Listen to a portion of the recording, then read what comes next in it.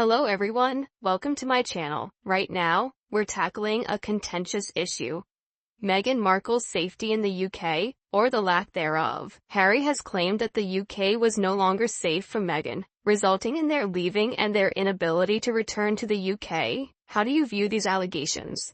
While safety concerns should always be taken seriously, Harry seems to be somewhat exaggerating the narrative that the UK was entirely unsafe for Meghan. By alleging that the UK was unsafe, Harry appears to be crafting a cunning justification for their move abroad, one that seeks to manipulate international sympathy and support. This strategy is not merely about safety, it's a calculated attempt to recast their departure as an urgent flight from a supposedly hostile environment. The royal family and the UK government have extensive security measures that are quite capable of protecting senior royals and their families. It's crucial to scrutinize the broader motives behind Harry and Meghan's public narrative regarding their relationship with the media and the British populace, intentions, and the potential damage to the royal families and the UK's reputations. So, you're suggesting that Harry might be using this as a pretext? Isn't that quite a serious accusation against his own country? Absolutely, it is a serious accusation, and it's not one to make lightly. By stating that Meghan was not safe, Harry is not only critiquing the media or public reactions, but also implicitly criticizing the security apparatus that protects the royal family. It's almost as if he's saying that the system itself is flawed or biased, which is a very strong indictment. That's a powerful strategy if it sways public opinion, but doesn't this also put a strain on the relations between the Sussexes and the royal family? Absolutely, and the implications are deeply alarming. Harry's declarations are not mere comments, they are incendiary bombs, exploding with far-reaching consequences. By demonizing the British press and, by extension, casting the British public and institutions as villains, Harry is engaging in a dangerous game. He's not just distancing himself and Meghan from the establishment, he's actively turning them into adversaries of the state. This reckless narrative seeds deep divisions, not only jeopardizing their own connections within the royal family, but also threatening to sever the historic ties that bind the monarchy to the people of Britain. It's a betrayal that strains diplomatic relations and could irreparably damage the fabric of the nation.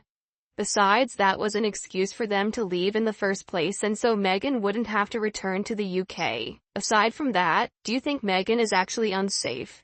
I think the only thing she is unsafe from are booze and perhaps a rotten tomato. If Meghan Markle is unsafe in the UK, it is because of her vile and hateful actions, through word and deed in particular, since moving back to the States, relentlessly attacking the royal family, focusing her toxic energies on attacking Catherine, the Princess of Wales, via social media, using her followers most, who are uneducated, poor but delirious in their hatred for a future queen.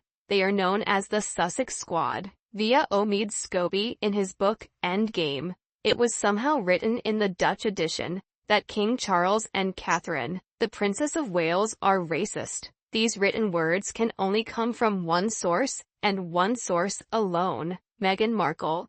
Meghan, due to her unpopularity globally, is desperate to portray a victim narrative, which she has pursued since she left the royal family. This was a means to gain support from the public, whilst trashing the royal family, bearing in mind that she has not. Neither has Harry backed up any of their claims with evidence. Moreover, given Meghan's attacks on the royal family via her sources, one of the main sources is no other than Harry himself. Given their propensity to lie unashamedly, of which their lies have been proven to be so, why on earth would one believe what Harry suggests about his wife's safety in the UK? Harry is lying as usual, because she is not a victim. She is, however, a perpetrator along with Harry.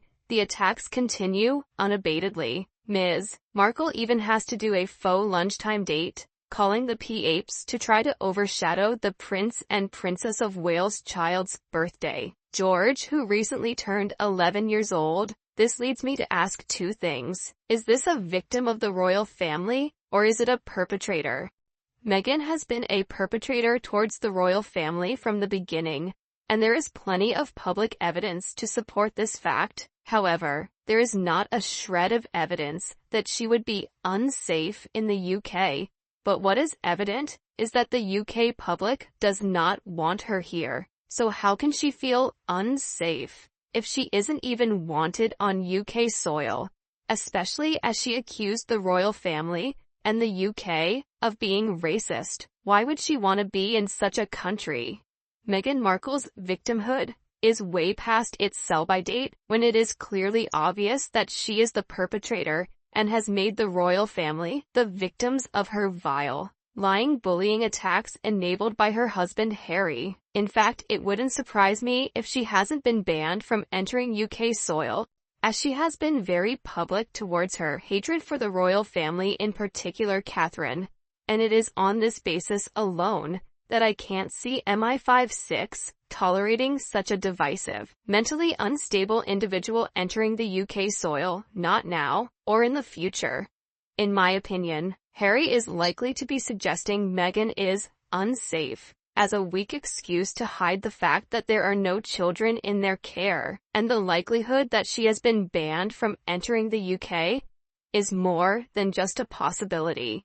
Well said. I even doubt if Meghan has been banned from entering the UK by anybody. I suspect that she doesn't want to have to face Camilla or Catherine, as she would have to curtsy to them. Also, she could have rotten tomatoes thrown at her, which would mean that she can't return the borrowed dresses.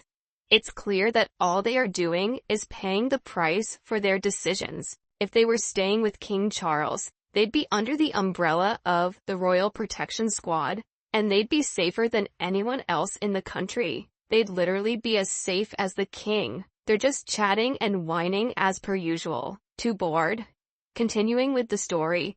Speaking of the royal family, how might they be dealing with these allegations internally?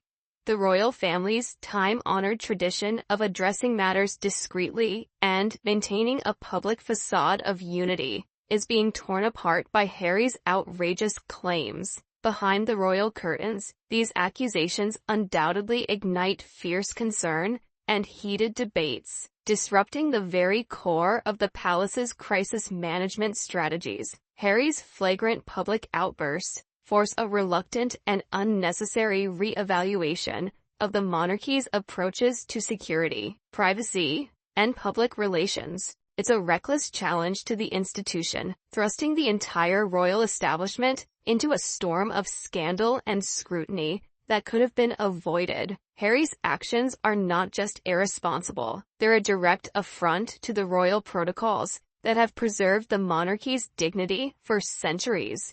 And internationally, how do these claims affect the perception of the royal family globally?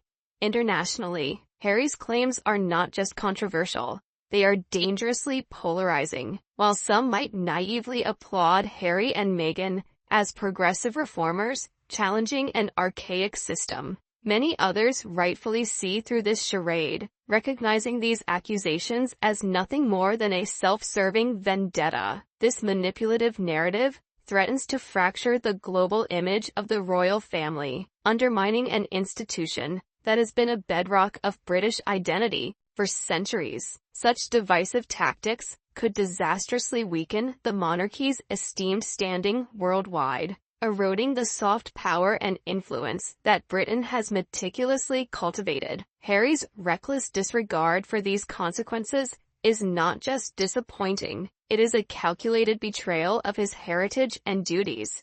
So looking ahead, how do you see this situation evolving? Can there be a reconciliation or a return to normalcy for Harry and Meghan with the royal family?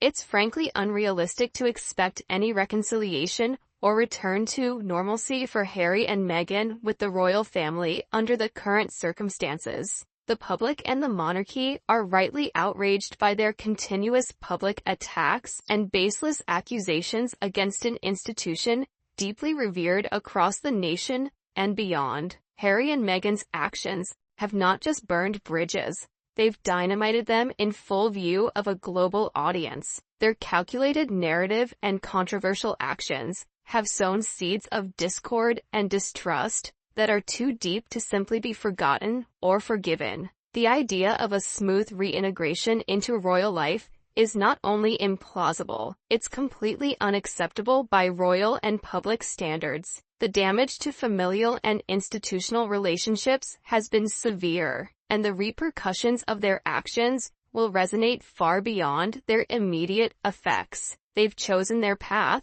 and unfortunately, it leads away from the unity and respect that the royal family upholds.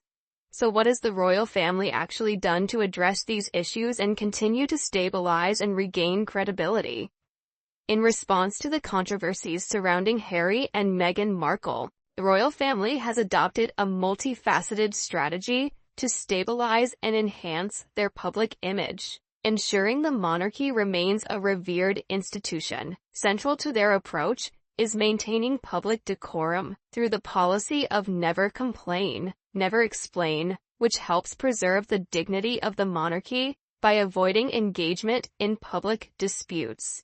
To counteract negative perceptions, the royal family has increased its focus on fulfilling royal duties and supporting charitable causes. This shift not only highlights the positive impacts of the monarchy, but also reinforces its relevance and benevolence in contemporary society. Additionally, they have embraced a more proactive media strategy, balancing traditional reserve with modern engagement techniques. This includes sharing positive stories and achievements more openly, particularly through digital and social media platforms, to reach a broader audience. Legal measures have also been taken to protect their privacy and integrity, addressing invasive media practices and false narratives through the courts when necessary. Moreover, the monarchy has improved transparency regarding its operations and finances, aligning with modern expectations of public figures and institutions. Younger royals, particularly Prince William and Catherine, Duchess of Cambridge, have been instrumental in modernizing the monarchy's image. They actively engage with younger demographics and address current issues such as mental health and environmental conservation, enhancing the monarchy's connection to contemporary values and concerns. Through these strategic efforts, the royal family not only aims to manage the fallout from Harry and Meghan Markle's departure, but also to cement their status as a pivotal and respected element of British national identity and global influence. This comprehensive approach ensures that the monarchy adapts while maintaining its traditional core, proving its enduring relevance and value in a changing world. Yes, that's why I always respect and trust the royal family. Thank you for sharing. Wish you a good day. Thank you to the audience for watching our videos. Please support us by liking, sharing, and subscribing to the channel. Especially I always appreciate and wait for your thoughts in the comments section. Now goodbye and see you again.